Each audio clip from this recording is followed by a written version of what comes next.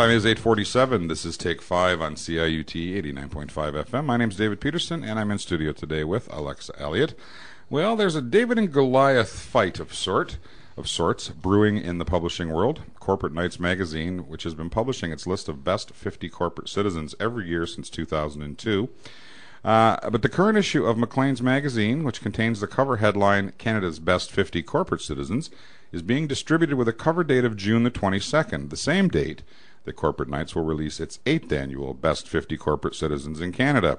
Corporate Knights isn't taking it lying down, however, and in the spirit of competitive business, CK's editor-in-chief, Toby Heaps, challenged Maclean's publisher, Kenneth White, to debate what it means to be a corporate citizen. They suggested the venue might be CBC Radio's The Current. I'm going to offer them Take 5 here as well. So far, Kenneth White has refused. Well, we're going to weigh in on the argument with Toby Heaps. He's in studio today. He joins us.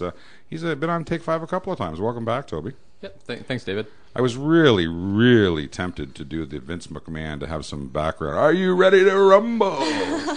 But I thought that might be inappropriate or might downplay. What's happening here? You know, 95,000 subscriptions with the Globe and Mail. Many people are used to this coming out in that as an add-on to that.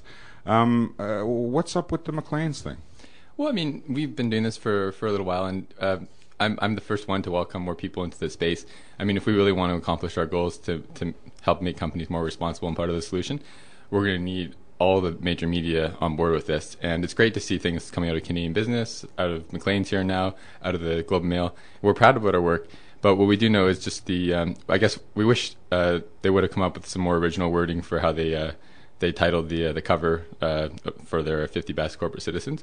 You know, obviously, I'm not in editorial control at Maclean's, but what I do know is that it's creating a lot of confusion. A lot of people are phoning me up.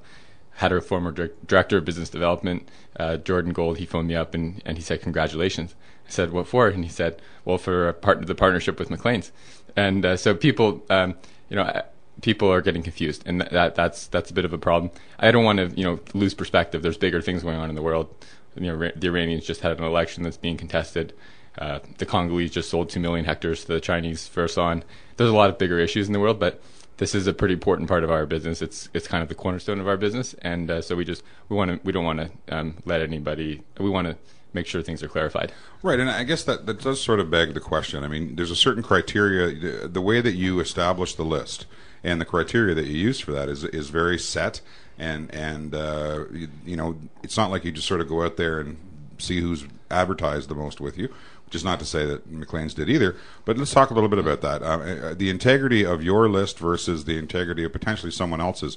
Can you be sure that they're using the same criteria or as stringent a criteria as you are? Well, when we first started doing this back in 2002, we retained an outside firm to do the research for us. Credible, a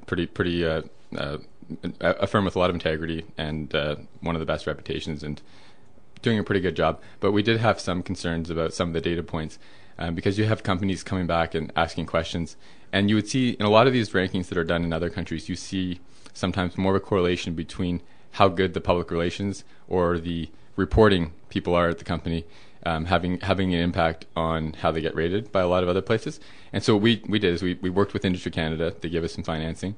And we went around the world and talked to lots of corporate people, lots of NGOs, lots of other raters, the Global Reporting Initiative, and we put together an excellent sort of list of indicators. So we can measure with numbers each year what's going on with the tax picture, who's paying their taxes and who's not. We can see what the ratio of the CEO's pay is to the lowest paid employee each year.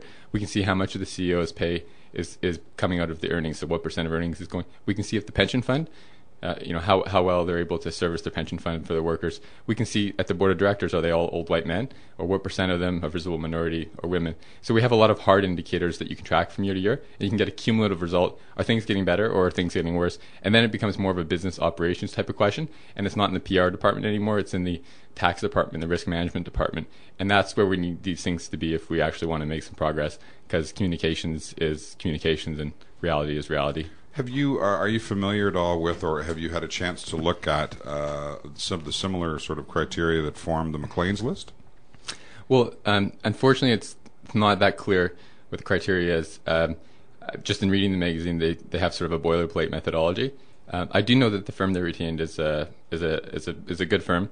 but you wouldn't know that they sourced their research from such a credible source from the magazine, because there's no details, there's no grades, there's no scores, there's no information about the methodology, essentially. Not no information, but a boilerplate paragraph, and no numbers, no sort of cumulative. And there's everybody has their own ways of doing it, and it's not for me to tell Maclean's how they can do their rankings.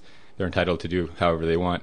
But I do think it's important not to take steps backward if we're trying to make this more part of the core part of business, and people to take it more seriously, the citizenship activities of companies.